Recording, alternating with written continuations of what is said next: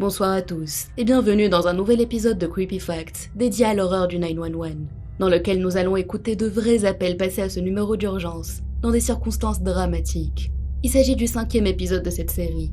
Si vous n'avez pas regardé les précédents, n'hésitez pas à les visionner.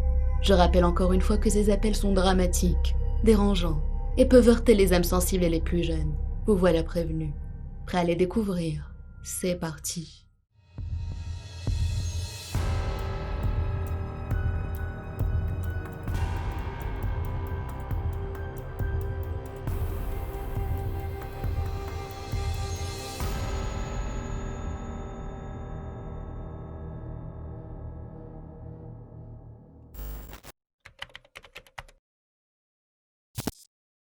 Teresa Sivers était une thérapeute holistique bien connue à Bonita Springs, en Floride.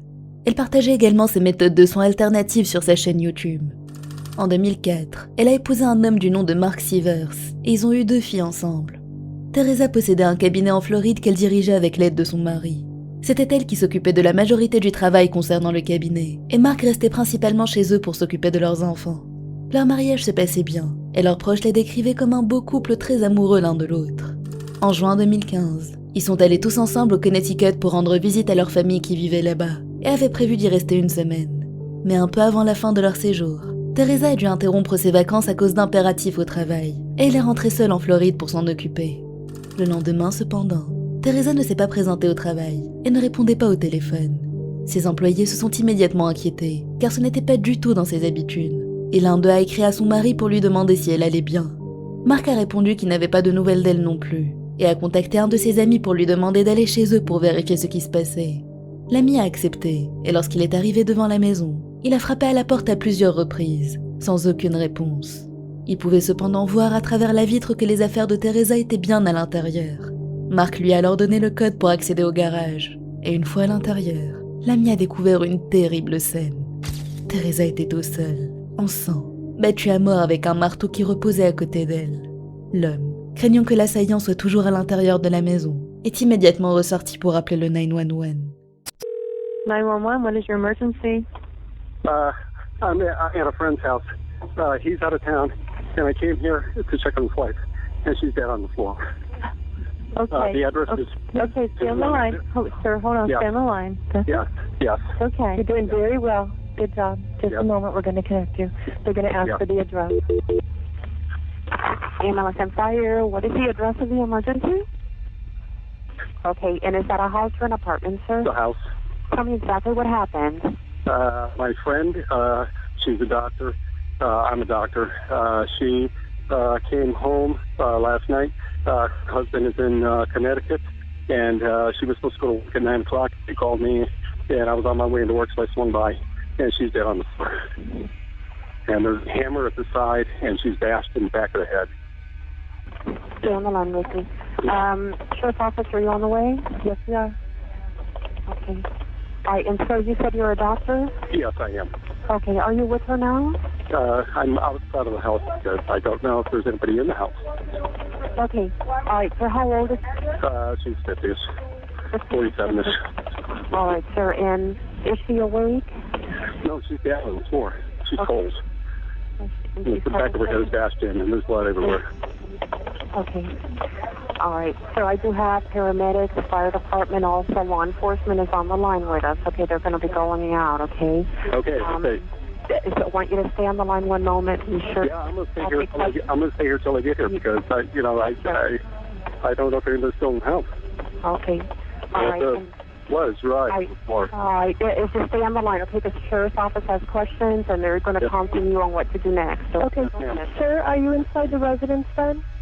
No, I'm not. I'm standing in the driveway. Okay. And then when you walked inside the house, you said the blood was dry, or what did you say?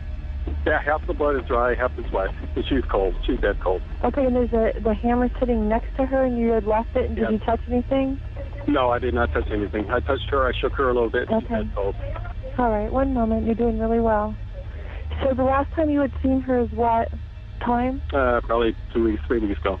2 or 3 weeks ago. Okay, and you said she returned today? I don't know when she came back, but she was supposed to go back. She was supposed to go to work today at 9 o'clock. I knocked on the front door, and nobody answered. The lights were on. I could see her purses on the countertop, and she didn't answer. I pounded, and he gave me the key code to get into the garage door. I opened the garage door, and the door leading into it was open.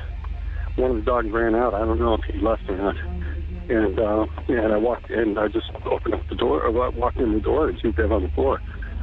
And there's a big bash in the back of her head. Okay, is the vehicle at her house or no? The vehicle is at her house, yes, in the garage. The garage door was closed. Okay, and when you left, did you left the same way you entered, or did you leave the front door? No. I touched her, and I just freaked out, and I walked outside. Okay, when you walked outside, did you walk out the front door, or did you walk back out the garage door? Back out the garage door, and I closed the door because the dogs were in there. Okay, and so you were there because they asked you to take care of the house, is that correct? Whatever. And he received a call from work saying she wasn't there? I don't know. Okay, that's fine. You know, he's her office manager. Oh, she's the office manager of his business? No, he's the office manager. Okay. Yeah. And where is he right now? I believe he's in Connecticut. And you didn't see anything else, I mean, other than... No, I didn't go in the house. I'm afraid somebody's in the house. I mean, somebody killed her. Right. I mean, it's a murder. Right? She's bashed in the back of the head. Okay. You know, I can't see her falling or anything like that. I just looked and I thought, my God, she's my friend. Right, exactly. And you're doing a fantastic job. I'm sure they're going to have a little bit further, more questions and everything for you. You're doing great, okay? Okay. I just let them know that you're outside. The fire guys are here. Okay, great. And, let's go. Yeah, she's dead. Lorsque la police est arrivée sur les lieux, et après avoir fouillé l'intérieur de la maison et les environs, ils ont constaté que bizarrement, rien n'avait été volé. Tous les objets de valeur étaient toujours là, et rien ne semblait avoir été touché. Il y avait cependant des traces sur la porte arrière, qui indiquaient une entrée par effraction. La mère de Mark a déclaré qu'elle était chez eux la veille pour nourrir leurs animaux, et qu'elle avait remarqué à ce moment-là que l'alarme était inactive. Elle avait essayé de la réactiver, mais sans succès. Elle avait tout de suite prévenu son fils qui lui a dit qu'il s'en occuperait à son retour le lendemain. Mark a été convoqué au commissariat 3 jours après le meurtre pour être interrogé, et il a pleinement coopéré, affirmant aux enquêteurs qu'il n'avait rien à voir avec ce drame. Il leur a même remis volontairement son téléphone. En le parcourant, les enquêteurs sont tombés sur des messages, indiquant que sa relation avec Teresa commençait à s'effriter. Mark lui envoyait des messages affectueux auxquels elle ne répondait pas, et lui envoyait alors d'autres messages pour exprimer sa frustration. Il avait également écrit dans un journal qu'il tenait dans son téléphone qu'il avait l'impression que son mariage battait de l'aile. En juillet 2015, les funérailles de Teresa se sont tenues, et pendant toute la cérémonie, plusieurs personnes ont remarqué que Mark et son meilleur ami Curtis Wayne agissaient étrangement. Mark n'avait pas le comportement d'un homme endeuillé, et son ami Curtis semblait tendu, regardant constamment autour de lui. Un mois plus tard, alerté par un tuyau anonyme, la police a arrêté un homme du nom de Jimmy Rogers, qui se vantait partout d'avoir tué Teresa. Pendant l'enquête, ils ont découvert qu'il avait utilisé une voiture louée par Curtis Wayne, et grâce au GPS intégré, ont également découvert dans l'historique que leur première destination était la maison des Sievers. Curtis Wayne a également été arrêté, et, menacé de peine capitale, il a fini par tout leur avouer. Il leur a dit que le meurtre avait été orchestré par Mark Sievers pour toucher l'argent de l'assurance vie que Teresa avait contracté. Il leur avait promis à chacun $10 000 s'il le débarrassait de sa femme. Mark a immédiatement été arrêté, mais il a continué à plaider son innocence tout au long de l'affaire. Lors du procès, Curtis a décrit en détail le déroulement de cette terrible soirée, disant que c'était lui qui l'avait d'abord attaqué et que Jimmy Rogers l'avait achevé. À la fin du procès, les 3 hommes ont été reconnus coupables. Curtis Wayne, qui avait plaidé coupable, a écopé de 25 ans de prison. Jimmy Rogers, qui avait plaidé non coupable, a été condamné à la prison à perpétuité. Et Mark Sievers, qui avait également plaidé non coupable, a été condamné à la peine capitale. Refusant d'accepter sa peine, il a continué à plaider son innocence, demandant au juge de le condamner à perpétuité, plutôt que d'enlever à ses filles le seul parent qui leur restait alors qu'il était innocent.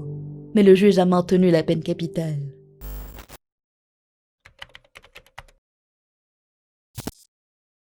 Martha Montoya, originaire de Cali, en Colombie, avait passé sa jeunesse à voyager, avant de finir par s'installer à Lake Worth, en Floride, où elle a trouvé du travail et a eu 2 filles. Elle a été mère célibataire pendant de longues années, vivant seule dans sa maison à Lake Worth. Mais les années passant, il lui était de plus en plus difficile de s'en sortir financièrement, et voulant que ses filles ne manquent de rien, elle a loué une partie de sa maison à un homme du nom de Lopez Barrios, qui paraissait calme et respectueux. Avec le temps, ils se sont liés d'amitié, puis leur relation est devenue romantique. Ils se sont mis en couple, et en 2011, ils se sont mariés. Mais leur mariage n'a pas tardé à battre de l'aile.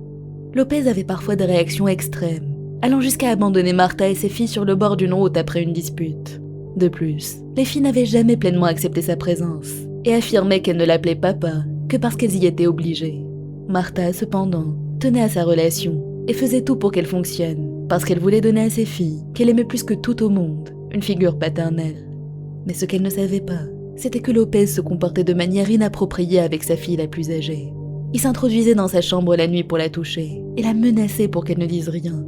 Elle a gardé le silence pendant un moment, mais un jour, n'en pouvant plus, elle s'est confiée à sa petite sœur de 12 ans, qui a immédiatement prévenu leur mère. Martha, folle de rage, a alors mis Lopez à la porte. Elle lui a dit que s'il osait toucher à ses filles à nouveau, elle le tuerait de ses propres mains.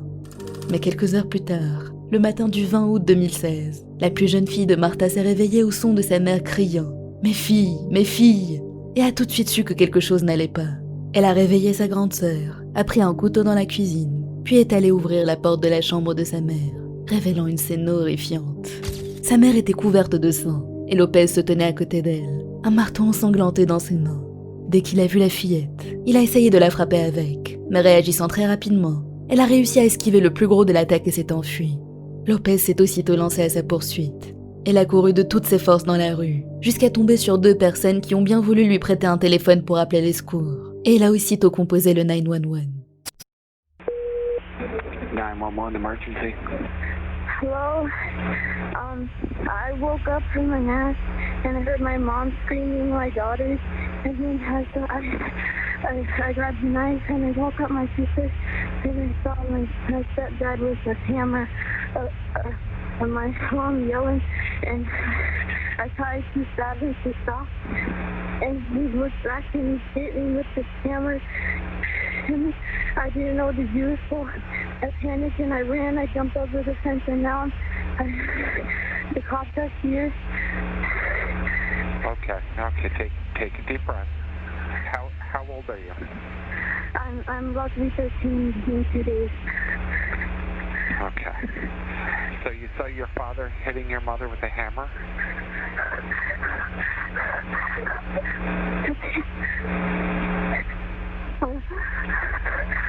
Okay, I need you to take a deep breath, okay?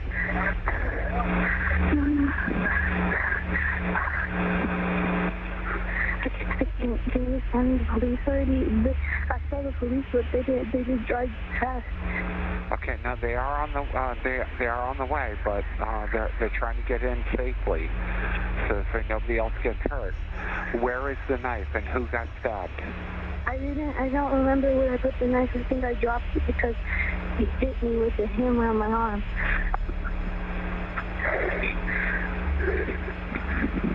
I think they probably took my sister and my mom.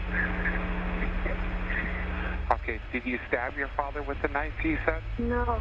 Okay, you did not. Okay. I don't remember. I think he went in a red truck. Your father left? Yeah, because he was chasing me. He was chasing me after I jumped the fence with the hammer. Yeah. Are you sure you're sending them?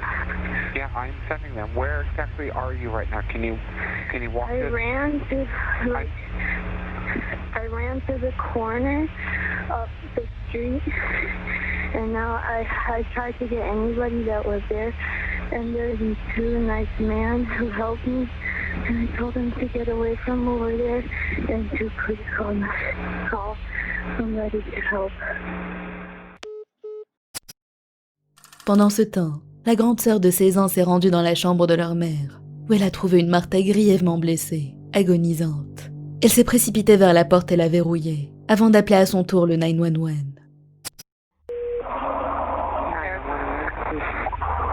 Hi, my dad is getting crazy. He's running around with the knife and He's doing what? he's running around with the knife in my house. Okay, what is your address? House or an apartment? It's a house. Okay. Is he threatening anybody?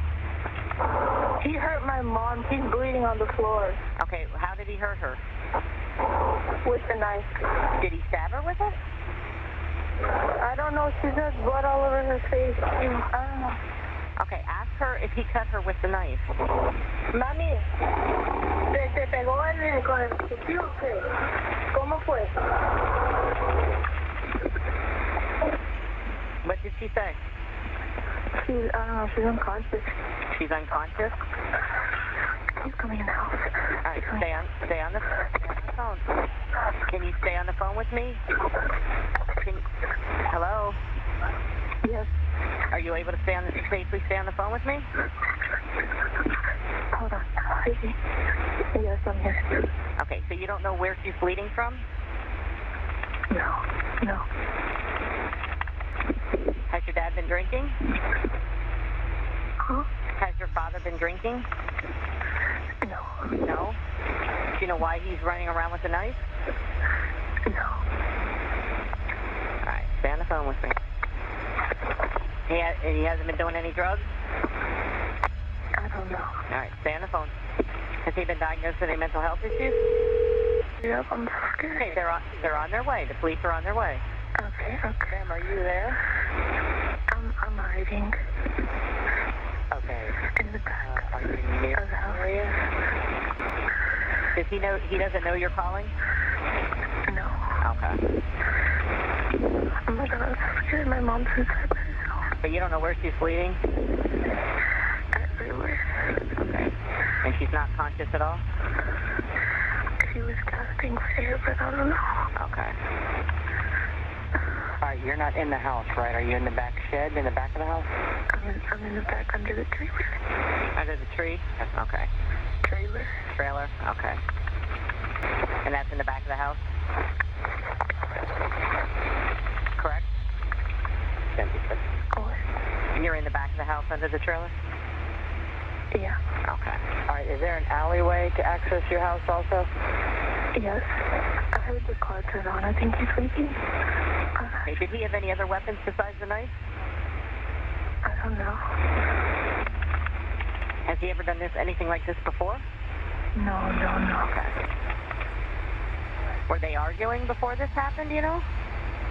They were actually, yeah. Okay. I'm so scared. I think my mom is dead. Oh my gosh. Okay, well, we're gonna get her help. We have the paramedics they're probably already there. I just stand here until you tell me. Yes. Just because we don't know where your father's at, so I don't want you coming out until, the police either tell me to tell you to come out until, you actually physically see them there. Les autorités se sont immédiatement mises à la recherche de l'homme, et 1 heure après les appels, sa voiture a été retrouvée, écrasée contre une barrière en béton. Lopez lui-même a été retrouvé 6 heures après les faits, par un homme qui l'avait repéré en allant à son travail. Lopez, blessé après son accident de voiture, avait interpellé l'homme et lui a demandé d'appeler la police, lui disant qu'il était recherché, ce qu'il a fait. 911 emergency. 911. Yeah, hello. I'm on Police or an Southwest. ambulance? Say what? Do you need the police or an ambulance? Both. Okay, what's the location? 30. We're at South Lake Drive in Boynton Beach, Florida. South Lake Drive? What? South Lake Drive. Okay. Yeah, see, the guy's on a bridge. What? This is what street? Mission Hill and South Lake Drive. And what do you need the ambulance for? I'm just driving by going to work, and there's a guy on the side of the bridge. He's all scraped up, and his head's all scraped up, and there's he says there's a helicopter flying around the area, but don't look like a sheriff's one, but he said they're after him. After him? But he said Okay. he wants the police, and he doesn't belong in this neighborhood. He's Mexican. Okay. All right. Hold on one second. I'm just trying to figure out if we're looking for him or if somebody else. Call. Sir, I need you to stay on the phone with me for a second, please. Oh, my God. All right, listen, I understand that you have to go to work, but the person you're calling about is somebody that we've been looking for, so I need your help, okay? He's not doing nothing. He's giving up or whatever the case is. But there's a lot of people that walk in this neighborhood. Now here goes another mother walking by him, so I hope he's not dangerous. Okay. And do you still see him, or have you left? Yeah, dude, I'm watching. I'm looking at him. He's sitting right next to the bridge. He's not doing nothing but sitting down. And he's all bloody. Okay, I'm going to keep you on the phone until you physically see a police officer with him, okay? Oh, well, listen, there's 2 people here. Yeah, they're here. Martha n'a malheureusement pas survécu à ses blessures. Lors de son procès, Lopez a plaidé l'autodéfense, déclarant que lorsqu'il était retourné chez lui, Martha l'avait menacé avec un pistolet, et pendant la lutte qui a suivi, la plus jeune fille de Martha l'avait attaqué avec un couteau. La fillette, bien qu'ayant effectivement pris un couteau, ne s'en était jamais servie contre l'homme. Elle et sa sœur ont toutes les deux témoigné pendant le procès. Lopez a finalement été reconnu coupable et a été condamné à la prison à perpétuité. Voilà, c'est la fin de cette vidéo. N'hésitez pas à me laisser vos ressentis sur ces 2 horribles affaires en commentaire, et je vous retrouve très vite pour une nouvelle vidéo. À bientôt.